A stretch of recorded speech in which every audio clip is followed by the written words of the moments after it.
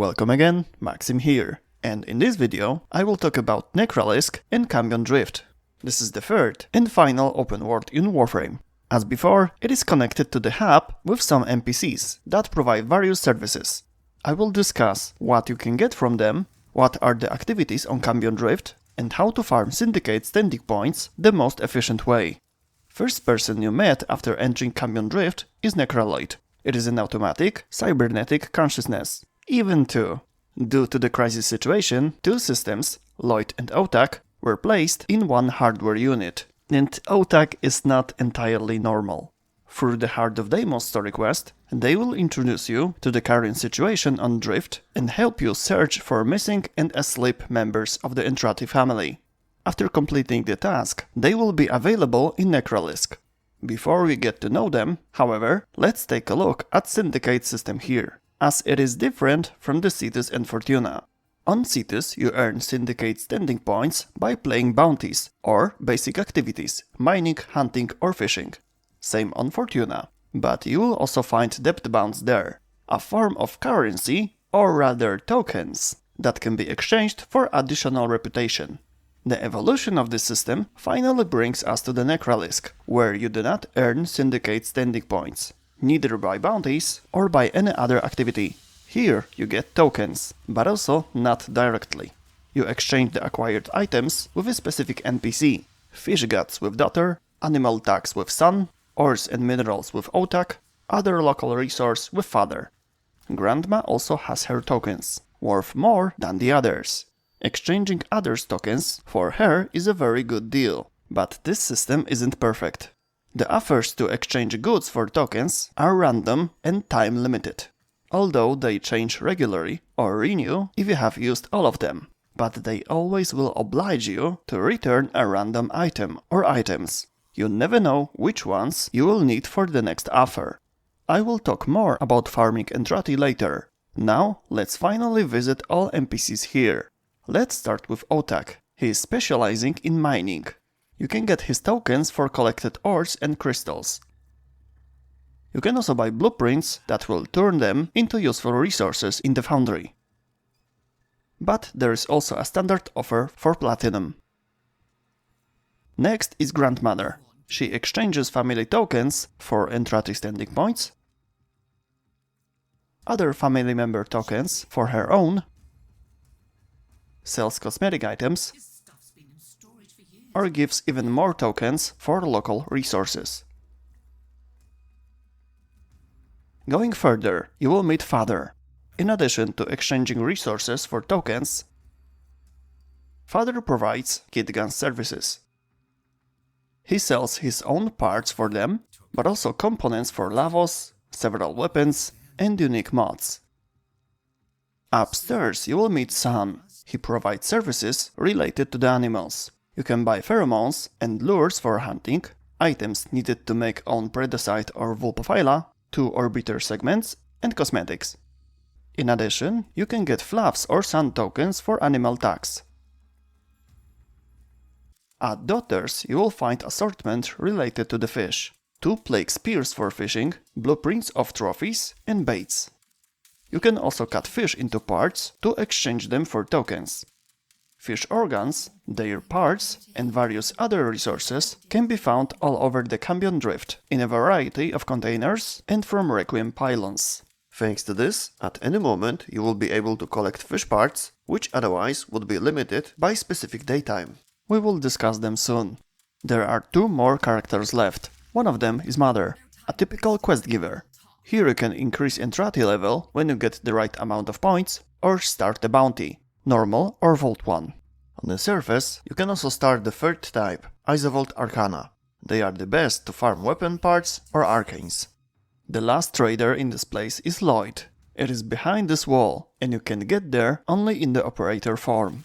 He represents his own syndicate named Necraloyd.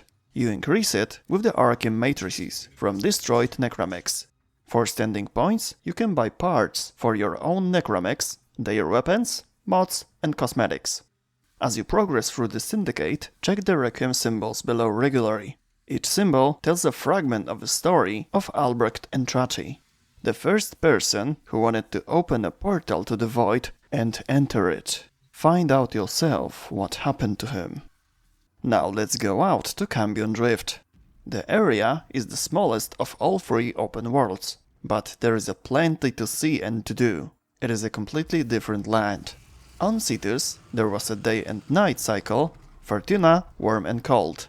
And here we have Fuzz and Voam, 2 gigantic worms that represent day and night. They are constantly fighting each other. When one wakes up, it kills the other immediately. The defeated one disappears for the duration of its regeneration. And when it returns, start its cycle with killing. On each time cycle, you can find the remains of the lately killed one. You can destroy them and pick up fragments. This is one of the local resources. Standard activities here: mining, fishing and hunting. Mining does not differ much from the other worlds. Fishing, on the other hand, it is different for sure. The local fish can swim, but also fly. While they fly, you can catch them with any kind of spear, but their sound will scare them a lot. The plague spears from Daughter are silent, and in addition, they can penetrate the surface of the fluids here, because it is not water. Warframes can walk on it normally, although the fish can swim in it. Which type of fish you can catch depends on the time, whether it's Fuzz or Voam, where you fish, surface or cave, and whether you use a bait in the hotspots. Hunting is quite similar to what you already know, except that you can catch Predesites and Vulpaphylas normally or weekend for breeding your own companion. I have talked about this in other video. You see it in the upper right corner right now, it is also in the description. You can come across Velocipods, giant dragonflies that can be used like a Dryf. Speaking of which, when you pull out the regular one and use it, you will see purple points on a large map. These are races similar to the Vallis ones. There will be a few available each day. Some of them will give you a unique plague parts for a new Dryf. The last essential free activity are the Requiem Pylons. These are constructions that can be activated by shooting a crystal with an amp. And if you kill enemies with your operator, the column can generate interesting resources, fish parts and minerals, even the rare ones. However, each Requiem symbol works differently.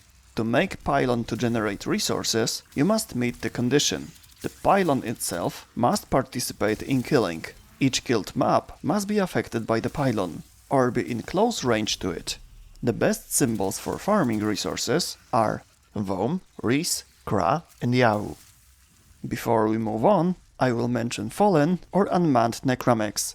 Depending on the time on Deimos, the necramechs will either fight the infested on their own, or you will be able to enter fallen ones with your operator and use them to fight. Okay, let's move on to the bounties. What can be useful on regular and arcana ones? Good DPS, killing fast with area attacks, like Volt, Sarin, Octavia, Ember, Speed Nova will also be useful. Those who like and are experienced in it can use Lavos or Revenant. Everything that can kill quickly and efficiently. Necros, on the other hand, will be useful for the bounties in the Isolation Vault, to create additional matrices and parts from killed necramechs. Once you reach the vault, you will have 1 to 3 necramechs to kill, depending on the vault's level. They can be difficult opponents. Try not to get too close to them, because Voidric will then activate his covers. Aim at the shoulders and back, or use area weapons or abilities. After killing the necramechs, you can complete an additional part of the bounty. Escort Loid, activate crystals, and then put them in the right combination to get into the inner vault for additional reward. Matrices are also in the reward pool for the bounty itself, but if you want to farm them to the Necraloid Syndicate, it's best to take Necros, some area or beam weapons with punch through, and repeat the bounty on the third vault without opening the inner one. Now let's talk about Entrati farming. Due to the fact that the exchange of resources for tokens is random and the offer is limited in time, you can buy all of the offers, but you cannot farm them any further till they reset. Farming Syndicate points by collecting resources for daughter, son, grandmother, Otak and father is not efficient. To buy them, you simply need everything from the domain of a given NPC, every single resource. It is different when it comes to mother tokens. You always get them by completing bounties. No time limits. Farm when and how much you want. Which bounty is the best? Looking at the increasing profit with each subsequent level of the bounty, I would suggest the highest that you will be able to play. It is known that not every player has an unlocked steel path, and among those who have it, not everyone likes it, or has builds good enough to do it efficiently. Anyway, on the 5th bounty I got 150 tokens in 10 minutes. Depending on the tasks, one try should last from 9 to 12 minutes. If you try the steel path and finish it, for instance in 20 minutes, you should try lower levels. Over time, you will get more tokens for playing the 5th bounty. It is also important whether you are playing solo or in a team. When playing alone, you will finish much faster due to the lack of the multiplier on the objectives of the tasks to be completed. The more players, the bigger multiplier. Team play is more convenient, but one bounty can last even 15 minutes. About the tokens of the rest of the family. I'm not saying that you should not be interested in them. On the contrary, if you have the required items, of course, buy their tokens. Visiting the pylons will be very helpful here. For some of players, it is a more pleasant form of obtaining resources than mining and fishing. However, Mother's tokens are the most convenient way of farming Entrati. You are not limited in any way of farming them. As a curiosity, I would like to add that you can find an interesting secret in one of the vaults sometimes. Through the room you see right now, you can get to the lower level by solving a mini puzzle.